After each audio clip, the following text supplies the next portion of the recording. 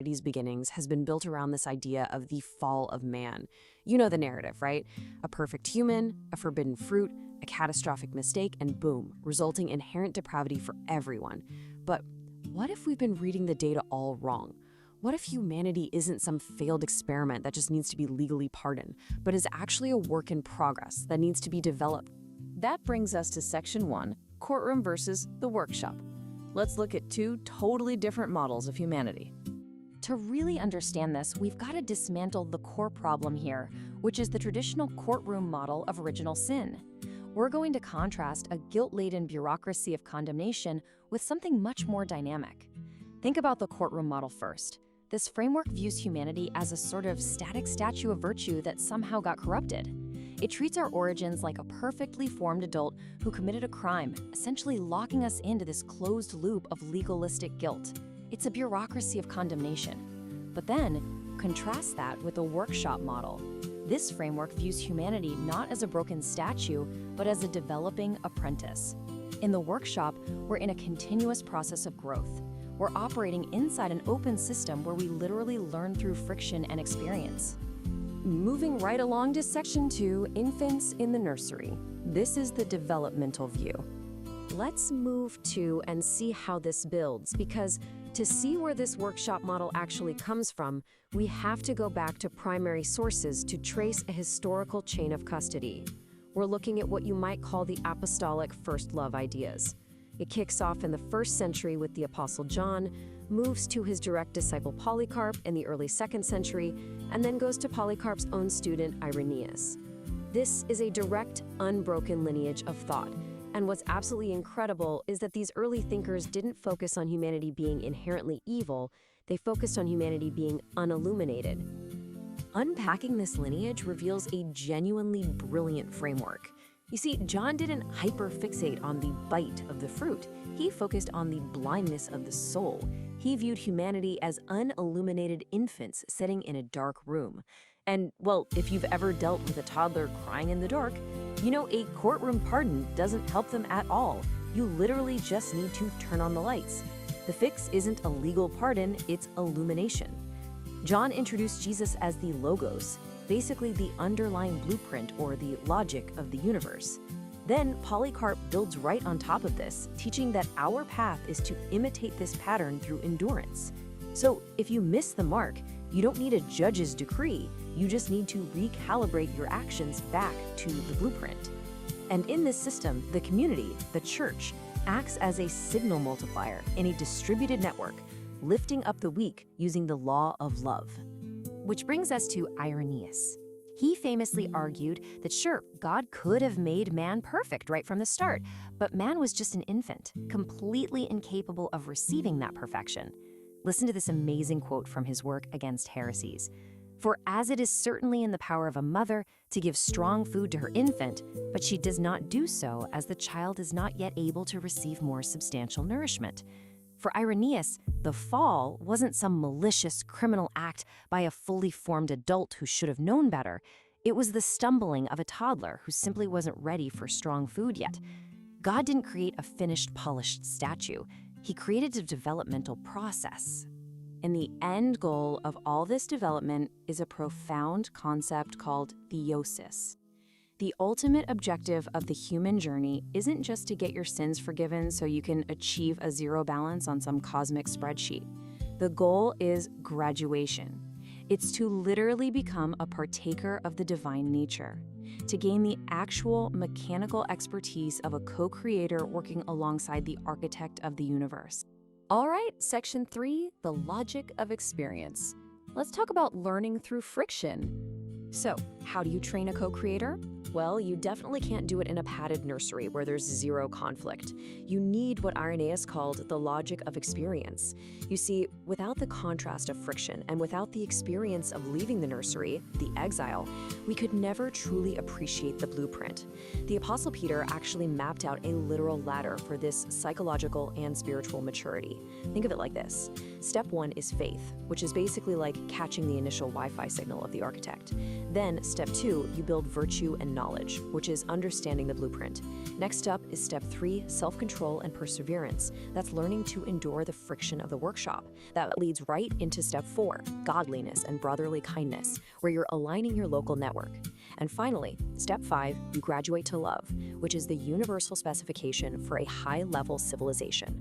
This isn't a list of legal rules. It is a literal trajectory for human growth.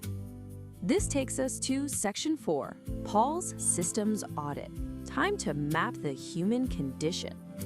Now, what's really interesting about this slide is how we view the Apostle Paul. He's often viewed strictly as a theologian, but if you look closely, he actually operates like a brilliant systems thinker performing an audit. He maps out his thought process like a pendulum, swinging between two massive extremes. Extreme A is universal condemnation. All have sinned. This is the floor of reality, a highly frictional environment where disorder rules. The law here acts as a diagnostic tool. It doesn't fix the engine, it just lights up the check engine light so bright you literally can't ignore it. But then we swing over to extreme B, universal justification. In Christ shall all be made alive. This is the ceiling, the high potential blueprint. Paul essentially argues that if the system is corrupted by a massive bug, you apply a patch and you reboot the entire operating system. Paul explicitly calls the strict, ancient religious law a tutor or a nursery wall. It was a safeguard designed specifically for a toddler species to prevent us from destroying ourselves. But Paul argues we've graduated from the tutor. His famous struggle in Romans 7, where he admits, "I do the very thing I hate," perfectly illustrates the closed loop of shame. He has the blueprint in his head, but his hardware is totally failing under the friction of reality. And the pivot out of this loop isn't just gritting your teeth and trying harder. It's completely changing the OS from the rigid law of disorder to what we can enthusiastically call kinetic grace. On to section 5, the upward fall. Graduating from the nursery. This brings us to the absolute climax of this explainer. Realizing that leaving the Garden of Eden was not a catastrophic punishment, it was an upward fall. So the crucial point is this: creation isn't groaning because it's a failed, doomed project. It is groaning in labor. It's the milling of a species being birthed into a completely new state of existence. The fall was a necessary release from the cradle so we could enter the wilderness, experience real friction, and master the chaos of desire. In engineering terms, the friction of life is generating the exact heat required for your transformation. Let's wrap this up with section 6, the workshop in practice, some real biblical case studies. Let's put this systems framework to the test, right? Let's look at some data and see how friction actually builds a high-level civilization. And this brilliantly illustrates exactly what we've been talking about. Take Jacob. He starts in a stage of deep self-interest and deception, but through the immense friction of the workshop, he graduates to become the steward of a nation. Moses starts out with reactionary, tribal violence, but ends up operating on these grand universal principles of stewardship. King David starts as a tribal hero, makes catastrophic, highly frictional errors, but his restoration proves that cracked pottery repaired with grace is incredibly valuable. And Paul himself moved from being a static statue of virtue enforcing rigid laws to graduating into the autonomous alignment of the law of love. Their habit of missing the mark was the very raw material used for their ultimate growth. But we also have to look at the cautionary tales. Look at Cain. He couldn't regulate his envy, got stuck in a closed loop of fear, and suffered a total systemic crash. Or consider the servant with one talent in that famous parable. He buried his resource out of pure fear. He chose to stay in the nursery of safekeeping, completely avoided the risk and friction of the workshop, and utterly failed the architect's intent for growth. On the flip side, the prodigal son proves that stepping out into the exile of the real world, making huge mistakes and facing the consequences is actually a prerequisite for gaining the wisdom you need to handle sacred work. So here's what you should really take away from all of this. Think about how we raise our own children. Have you ever just looked at the massive obstacles in your life and thought, man, I am just a victim of completely random, senseless chaos? You know, it's so easy to feel that way. But what if those challenges aren't random at all? What if, instead, they're actually part of a highly customized developmental journey designed specifically for you? We're going to break down exactly how you can navigate what the text calls your own individual Odyssey. Think about this for a second. What if your greatest life challenges were actually custom-designed tutors? I mean, that completely shifts the paradigm, doesn't it? Usually we look at our personal and professional struggles as arbitrary punishments, right? Bad luck or just really frustrating roadblocks. But the material we're digging in today asks us to totally rethink this. It suggests that these struggles are actually necessary instruction. They provide the exact friction and resistance we absolutely need to grow. As you'll see, the friction in your life is literally the tool shaping your character. And this brilliantly illustrates how those tutors operate in our framework today. In the workshop of the world, we are all Odysseus. If you remember your Greek mythology, the epic of the Odyssey is all about a hero enduring this incredibly long, harrowing, monster-filled journey just to get back home. Well, the source material uses this as the perfect metaphor for our own personal development, what we might call our upward fall. Just like Odysseus was navigating those treacherous waters, we're out here navigating the workshop of the real world, facing trials that are ultimately meant to elevate us. All right, moving right along to Section 1, your customized life commission. So, the first foundational concept we really need to establish here is that your life blueprint isn't some mass-produced, one-size-fits-all template. No way. Instead, it's a highly customized commission. You're released into this workshop of the world with very specific raw materials. And this includes the totally unique combination of your talents, your intrinsic abilities, and even the sociocultural environments you were born into or are navigating right now. But it goes way beyond just innate traits. Along with these materials, you're provided with what the text calls tutors. Now, a tutor could be a helpful mentor or guide, sure, but it also explicitly includes unique circumstances and really specific, difficult challenges. All of these factors are tailored exactly to your individual developmental requirements to build your specific character. But of course, a mission like this is never easy. Let's look at Section 2, Monsters on Your Path.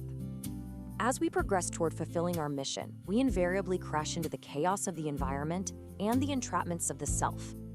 The text calls this the interference architecture. And it's absolutely vital to understand that this interference isn't a glitch in the system. It is a feature. Overcoming it provides the exact resistance required to strengthen our character.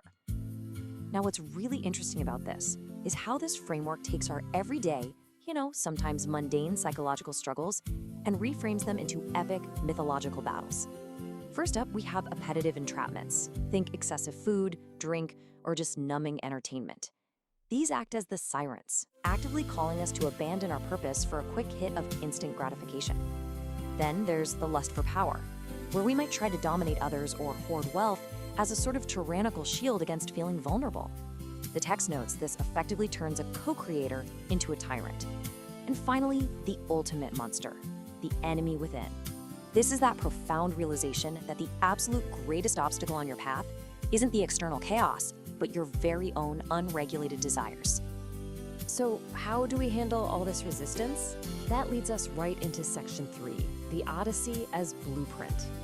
How do we actively navigate these deep existential dilemmas without getting completely wrecked? Well, we adopt the mindset of our epic hero.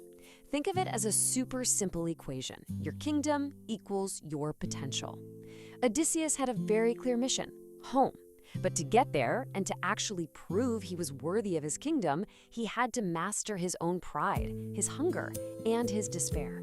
And guess what? We are fighting the exact same battle. To reclaim our kingdom, which is our ultimate potential, we have to fight through the chaos of modern culture and the constant sabotage of our own egos. What's absolutely crucial to remember here is that mastery is not the absence of these temptations. You're literally never going to stop facing them.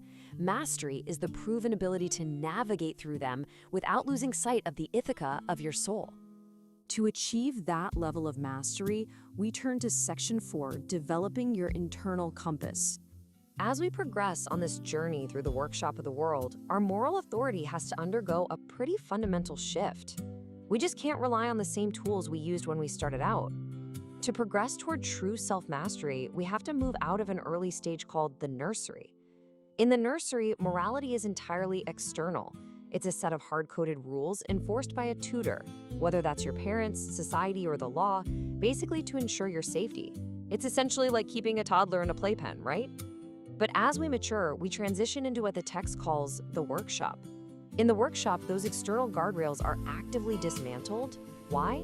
Because taking away those rules forces the revelation of what the source material calls the God of love within. We transition from relying on external boundaries to trusting our internal intuition. So, the crucial point is how this internal compass actually functions. When those external guardrails finally fall away, the law of love is what takes over. It's no longer just a list of rigid rules carved into cold stone tablets. Instead, it's defined as a spiritual intuition. It's a heuristic written directly into the very code of our being. And how do you calibrate this compass? Through the friction of experience. Every single time you choose to act in compassion, or conversely, every time you witness the painful fallout of causing harm, your trajectory is refined. It's kind of like finally realizing that snapping at your coworker over a minor mistake doesn't actually solve the problem. It just makes the rest of the week terribly awkward. Through these real-world frictions, your internal compass simply gets sharper and sharper. Let's see how this builds toward the primary goal of our entire journey. The ultimate objective of our maturation is to move away from hard-coded obedience.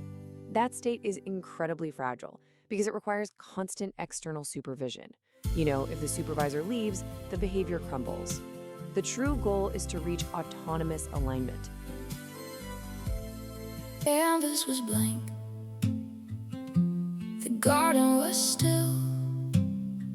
Before the first heartbeat, before the first will. You didn't paint us to hang on a wall, static and perfect, never to play ball. You breathed into clay, a beautiful soul, to learn through the breaking perfection. The goal, beauty isn't found in a statue's cold stone, but in wisdom that's harvested from mistakes that were sown. Oh, the tree of the knowledge, the bite falls high, the weight of the choice reaches for the sky. From the Garden of Eden to the hill of the tree, where forgiveness is reaching, a branch meant for me. The tree of life is waiting. Branch by branch we grow through the pain of the journey. It's your love that we know. The broken are beautiful, the scars tell the truth of the pride of the aging and the fire of youth. Each mistake was a burden, the paralyzed deep, a weight in our hearts we endlessly weep. But the tears that we cried are the brush in your hand, painting grace on our soul for mistakes that were grand. At the tree of the crossroads at Calvary's wood, the bad is transformed into permanent good. Like a stone in the current, our guilt is cast wide to the depths of the ocean, carried out with the tide. The soul is restored, the paralysis ends as the teacher and students become again friends. Oh, the tree of the knowledge, the bite falls high, the weight of the choice reaches for the sky. From the Garden of Eden to the hill of the tree, where forgiveness is reaching, a branch meant for me. The tree of life is waiting. Branch by branch we grow through the pain of the journey. It's your love that we know. Like children who learn, we now walk through the door, knowing good, knowing evil, but fearing no more. With our hands in the dirt and our eyes on the sun, co-creators with you. Our world work has begun.